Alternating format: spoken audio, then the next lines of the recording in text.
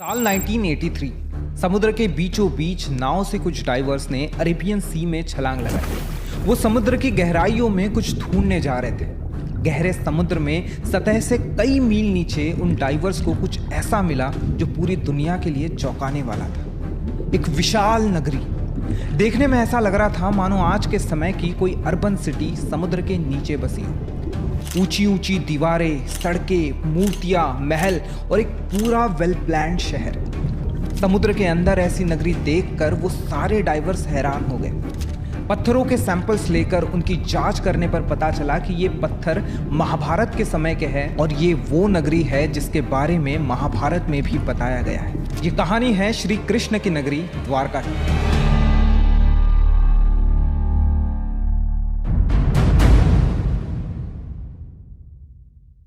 विष्णु जी के 4 धामों में से एक द्वारका गुजरात के जामनगर डिस्ट्रिक्ट में अरब सी के किनारे बसा एक छोटा सा शहर, जहां हजारों कृष्ण भक्त दूर दूर से प्रभु की सिर्फ एक झलक देखने को आते हैं। भागवत पुराण के 10वें सर्ग के अनुसार कंस का वध करने के बाद श्री कृष्ण पूरे यादव वंश के साथ मथुरा में रहने लगे। कंस की मौत से क्रोधित होकर उसके ससुर जरासंध ने मथुरा पर हमला बोल दिया। एक के बाद एक जरासंध ने मथुरा पर 17 बार हमला किया। इन लगातार हमलों से परेशान होकर श्री कृष्ण ने मथुरा छोड़कर कहीं और जाना ही सही समझा। उन्होंने समुद्र के ऊपर एक विशाल नगरी के निर्माण का आदेश दिया, लेकिन समुद्र देव की आज्ञा के बिना यह मुमकिन नहीं था। तब श्री कृष्ण ने समुद्र देव की आराधना की। समुद्र देव ने प्रसन्न होकर समुद्र के बीच श्री कृष्ण को 12 योजन धरती प्रदान की।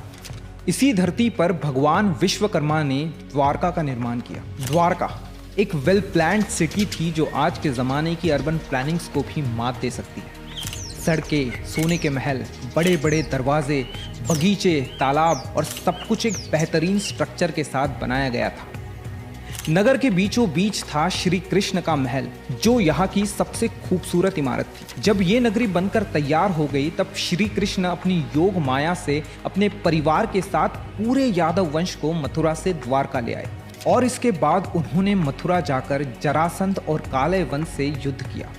विजयी होने के बाद श्री कृष्ण द्वारका नगरी को लौट आए और अपने परिवार के साथ खुशहाली से रहने लगे। लेकिन जिस प्रकार इस धरती पर जन्म लेने वाला हर जीव सुख और दुख के बीच बंधा होता है, वैसे ही श्री कृष्ण भी इस चक्र का एक हिस्सा थे।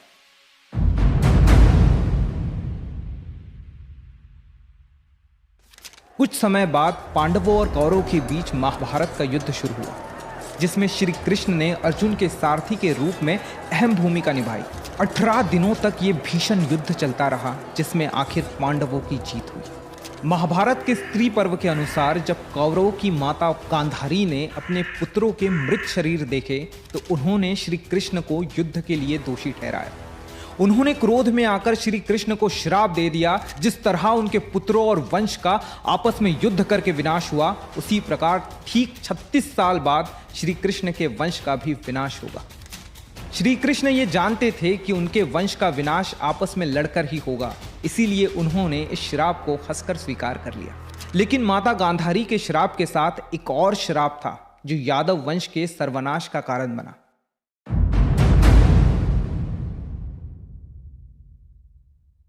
एक बार द्वारका के निकट बसे एक पवित्र स्थल पिंडारक में कई बड़े साधु संत पधारे। उन्हें देखकर श्री कृष्ण के पुत्र सांब और उनके कुछ दोस्तों ने ऋषि मुनियों के साथ शरारत करने की एक योजना बनाई। सांब एक गर्भवती स्त्री का भेष धरकर ऋषि मुनियों के सामने पहुंचा और उनसे अपने होने वाले बच्चे के बारे में पूछा। ऋषि मुनि अपना मजाक उड़ते देख क्रोधित हो गए और उन्होंने उन लड़कों को श्राप दे दिया कि सांब एक लोहे के मूसल को जन्म देगा जो यादव वंश के विनाश का कारण बनेगा। जब उन लड़कों ने देखा तो सांब के कपड़ों के अंदर सच में एक लोहे का मूसल मिला। श्री कृष्ण के नाना जी राजा उग्रसेन को जब इस बात का पता चला तो उन्होंने उस मूसल के टुकड़े टुकड़े कर दिए और उसे समुद्र में फेंक दिया।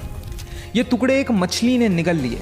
ये मछली मछुआरों के जाल में जा फंसी और जब उसको चीरा गया तो उसके पेट से वही लोहे के टुकड़े निकले। एक शिकारी ने वो टुकड़े निकालकर जहरीले तीर बनाने में इस्तेमाल कर लिए। लेकिन टुकड़े होकर खत्म हो जाने के बाद भी ये लोहे का मूसल यदुवंश के विनाश का कारण कैसे बन पाया? 36 साल बीत चुके थे। और माता गांधारी के श्राप के साकार होने का समय आ गया था। यदुवंशी नशे और मदिरा की लत में धुत हो चुके थे। धीरे धीरे उन्होंने एक दूसरे से ही लड़ना शुरू कर दिया। ये लड़ाई इतनी बढ़ गई कि यादव वंश में अंदर ही अंदर युद्ध होने लगे। श्री कृष्ण के पुत्रों ने भी आपस में युद्ध करना शुरू कर दिया। एक एक करके पूरे वंश का विनाश हो गया। और तो और बलराम जी ने भी धरती का त्याग कर दिया।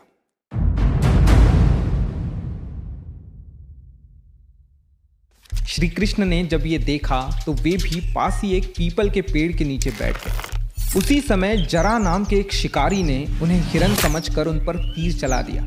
ये वही शिकारी था जिसने मछली के पेट से निकले टुकड़ों से तीर बनाया था।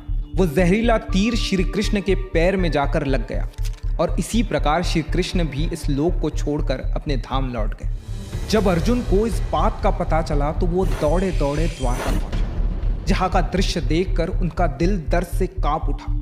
पूरी द्वारका अग्नि की चिता में जल रही थी, लेकिन अर्जुन ने होश संभाला और श्री कृष्ण से किए वादे के अनुसार सभी औरतों और बच्चों को वहां से सेफली बाहर निकाला। खाली होते ही द्वारका नगरी देखते ही देखते कुछ ही पलों में समुद्र के आंचल में समा गई और श्री कृष्ण की ये द्वारका हमेशा के लिए अरब सागर में कहीं खो गई।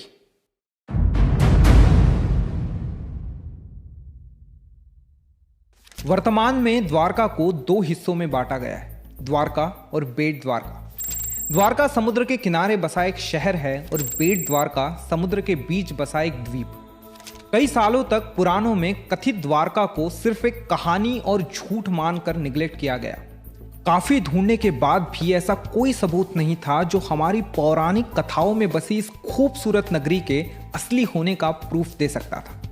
1930 में खोज शुरू हुई और बेट द्वारका के आइलैंड के कई रिमेन्स मिले। 1963 में यहाँ पहला आर्कियोलॉजिकल एक्सकवेशन किया गया, जिसमें कई सारे पुराने आर्टिफैक्ट्स और मूर्तियां भी मिली।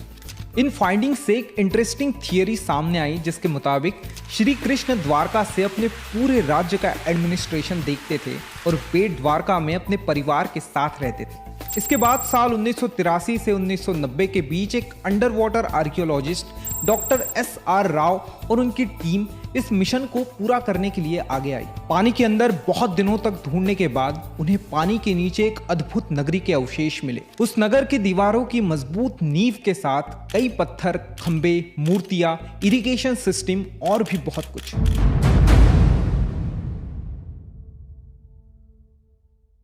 लेकिन आखिर इस बात का अंदाजा कैसे लगाया जा सकता था कि पानी के अंदर ग्राउंड लेवल से कई गुना नीचे जो रुइंस मिले वो श्री कृष्ण की नगरी द्वारका के ही थे। इस बात की पुष्टि करने के लिए आर्कियोलॉजिस्ट ने उन पत्थरों की कार्बन डेटिंग निकालने का फैसला किया।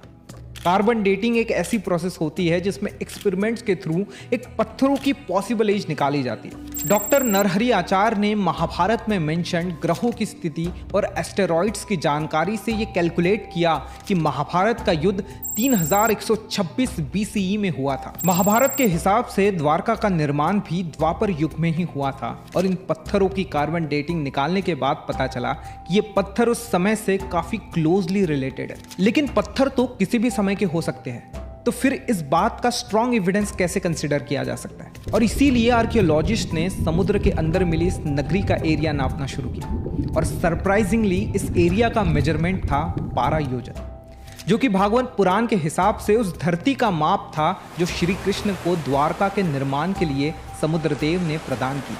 सिर्फ यही नहीं, स्थान पर बड़ी संख्या में लंगर भी पाए गए, जिससे ये पता चलता है कि द्वारका एक ऐतिहासिक पोर्ट था जहां से भारत दूसरे देशों से सालों तक व्यापारिक संबंध एस्टैब्लिश करता रहा। फंड्स की कमी के कारण यह एक्सकेवेशन यही रुक गया, लेकिन 2007 में आर्कियोलॉजिकल सर्वे ऑफ इंडिया ने इसे फिर शुरू किया और आज भी ये एक्सकेवेशन जारी है।